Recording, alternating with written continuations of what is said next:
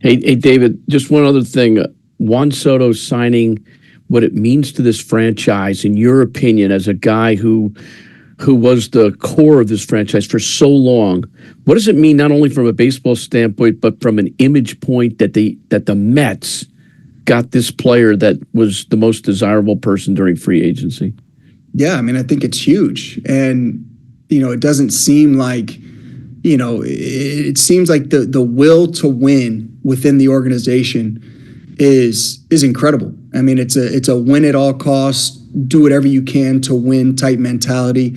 And that's something that I love. It's something that the city loves. It's something that the fan base certainly loves. And, I think that it's not just, the goal is not just set now to win one championship. It's, hey, let's go on a run and win multiple championships. And that's a mindset and an attitude that I think any player or any fan or anybody can get behind. So, I think that it certainly shows that the level of commitment to win, but on a kind of a more important note, I think that it's not just for show. Like it's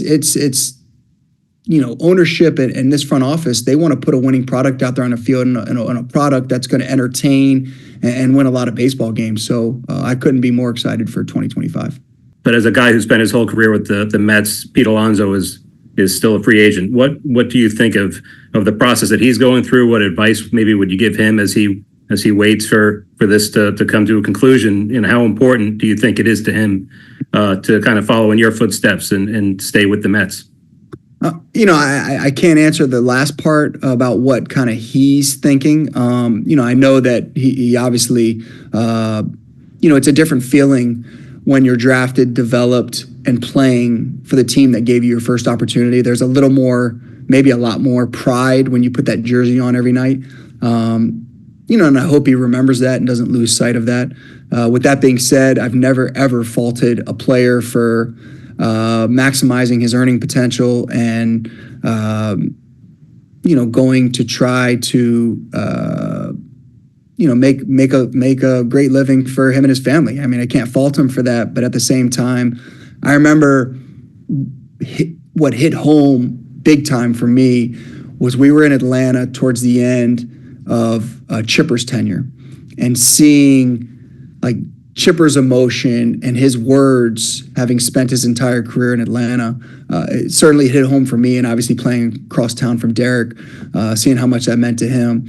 I certainly learned a lot from them and learned a lot from afar, just kind of following them and kind of what they would say and how they would act and how much it meant to them to put the same uniform on their entire career. So, I think that should certainly be a consideration when, hopefully is a consideration to Pete when he's looking for his next team or coming back to New York. David, first of all, congratulations. Your number is going to be the 10th number retired by the Mets and the 6th by the Cohen family since Steve Cohen took over ahead of the 21 season. And you addressed what the commitment to winning with the signing of Soto. What do all these elements kind of say about this next era under Cohen?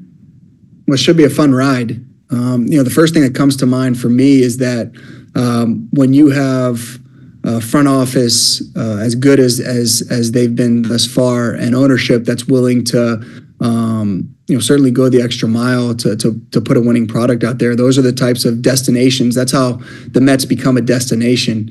Is when you do these types of things and prove year in, year out that you're gonna win. For me, I couldn't ask for anything more than knowing each year coming into spring training that you're going to be one of the favorites to win the World Series. And I think that that's the most exciting thing about kind of the era that we are right in the middle of right now, is that it legitimately seems like it's a win at all costs type mentality. And from a player's perspective, from a fan's perspective, from anybody's perspective, that's got to be about as exciting as anything that could happen. What did it mean to you to be a career Met, and what do you think it might mean to younger players who are coming up in this city and in this market?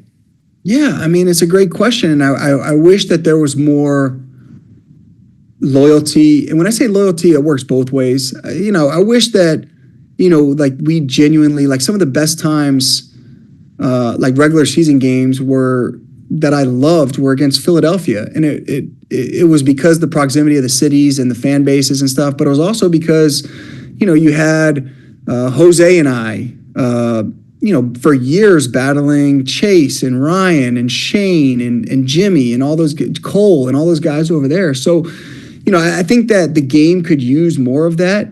With that being said, it's not just obviously on the players to be loyal. It's on the teams to be loyal. And I think that, selfishly, I'd like to see more rivalries. And I think in order to have rivalries, you need guys that are there for, a number of years. So I'd like to see more of that. I'm glad that I did that, because again, losing in a Mets uniform for me was devastating, but winning in a Mets uniform for me was sweeter than anything else that I could possibly imagine because of the trials and tribulations and having gone through everything, and being a Met for life just meant more to me than, kind of a mercenary type player. But again, nothing wrong with that. But I think that I enjoyed those rivalries because of the guys that were there for greater lengths of period, I guess. Greater periods. I don't know.